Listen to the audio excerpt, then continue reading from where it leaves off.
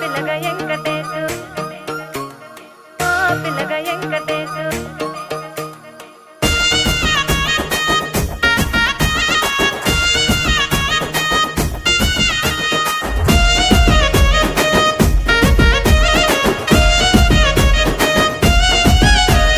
సిద్ధిరాల మనసు నాది చిన్నగా పోతుంటావో చూడక పోతుంటావో ఇంట్లో చిన్నదాన్ని నేను సిద్ధిరాల